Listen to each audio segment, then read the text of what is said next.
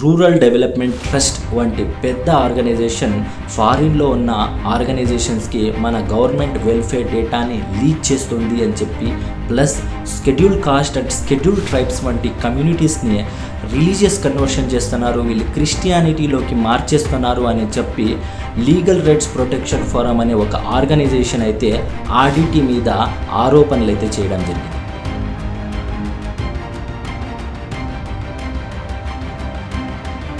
Conversion అనే ఒక word వినగానే సెంట్రల్ గవర్నమెంట్ అయితే ఈ ఎఫ్సిఆర్ఏ లైసెన్స్ని అయితే ఆర్డిటికి రివోక్ చేయడం జరిగింది. దీనివల్ల ఫారిన్ నుంచి వచ్చే ఫండ్స్ ఈ ఎన్జిఓకి అయితే ఆగిపోతాయి.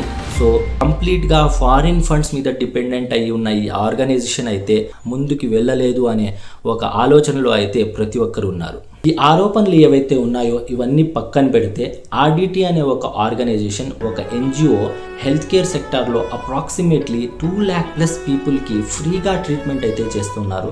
ప్లస్ ఎడ్యుకేషనల్ సెక్టార్లో అయితే 50,000 ప్లస్ స్టూడెంట్స్కి వీళ్ళు ఫ్రీగా ఎడ్యుకేషన్ అయితే ప్రొవైడ్ చేస్తున్నారు.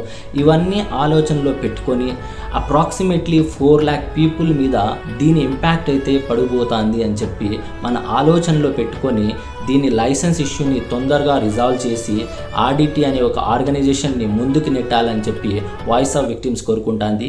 జై హింద్.